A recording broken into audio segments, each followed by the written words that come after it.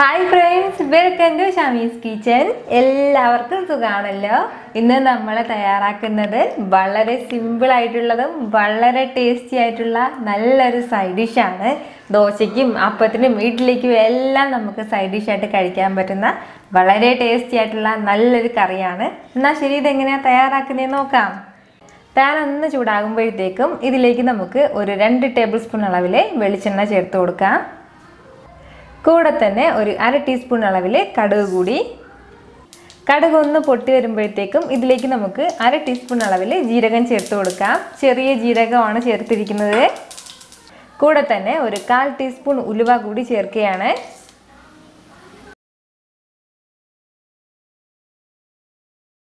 ഇനി ഇതിലേക്ക് നമുക്ക് 1 ടീസ്പൂൺ അളവിൽ ഇഞ്ചി വെളുത്തുള്ളി ചെറുതായിട്ട് ചതച്ചത് കൂടി ചേർക്കാം.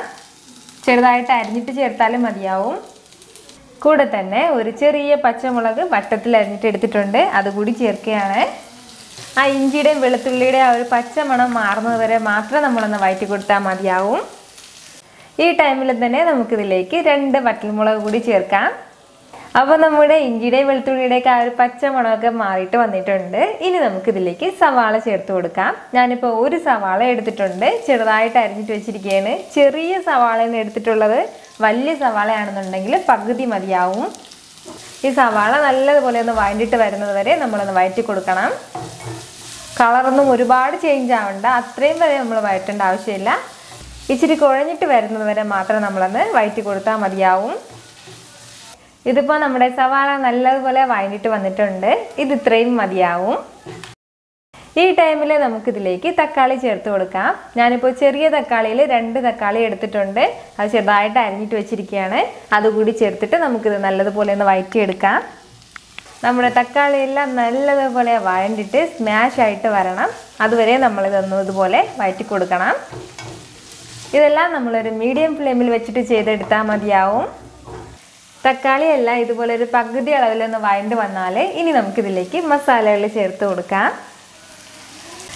1 ടീസ്പൂൺ മുളക് പൊടി, 1 ടീസ്പൂൺ ഫുള്ള് മല്ലിപ്പൊടി, ഒരു 1/2 ടീസ്പൂൺ അളവിൽ മഞ്ഞൾപ്പൊടി, കൂടെ തന്നെ 1/2 ടീസ്പൂൺ അളവിൽ കുരുമുളക് പൊടിച്ചത് കൂടി ചേർക്കുകയാണ്. ഇത്രയും ചേർത്തിട്ട് നമുക്കിത് നല്ലതുപോലെ ഒന്ന് വഴറ്റി കൊടുക്കാം. ഈ മസാലയുടെയൊക്കെ ആ ഒരു പച്ചമണം മാറുന്നവരെ മാത്രം നമ്മളൊന്ന് വഴറ്റി കൊടുത്താൽ മതിയാവും. ഇതിന് ശേഷം നമുക്കിനി ഇതിലേക്ക് ഒരു 1/2 കപ്പ് അളവിൽ വെള്ളം കൂടി ചേർത്ത് കൊടുക്കാം. അപ്പോൾ ഈ വെള്ളമെല്ലാം ഇനി തിളച്ചിട്ട് വരുമ്പോഴത്തേക്ക് നമ്മുടെ തക്കാളിയെല്ലാം നല്ലതുപോലെ വെന്തിട്ടുണ്ടാവും. 1 മിനിറ്റ് ഒന്ന് നമ്മളിത് നല്ലതുപോലെ ഒന്ന് തിളപ്പിച്ചിട്ടെടുക്കണം. ഇതിപ്പോൾ നമ്മുടെ തക്കാളിയും സവാളയെല്ലാം നല്ലതുപോലെ വഴഞ്ഞിട്ട് വന്നിട്ടുണ്ട്. ഇനി നമുക്കിതിലേക്ക് ഒരു ചെറിയ സൈസിൽ പുളി, വളരെ ചെറിയ സൈസിലാണ് ഞാൻ പുളി എടുത്തിട്ടുള്ളത്. അപ്പോൾ ഈ പുളി വെള്ളം കൂടി ഒന്ന് ചേർത്ത് കൊടുക്കാം. ഇതൊന്ന് നല്ലതുപോലെ ഒന്ന് കുറുകി വന്നതിന് ശേഷം ഇനി നമുക്കിതിലേക്ക് തേങ്ങാപ്പാൽ ചേർത്ത് കൊടുക്കാം. ഞാനിപ്പോൾ ഒരു പകുതി തേങ്ങയാണ് എടുത്തിട്ടുള്ളത്, അതിൻ്റെ തേങ്ങാപ്പാലാണ്, വെള്ളം ഒന്നും ചേർക്കാത്തതാണ്. അപ്പോൾ 1 കപ്പ് അളവിലാണ് തേങ്ങാപ്പാൽ എടുത്തിട്ടുള്ളത്.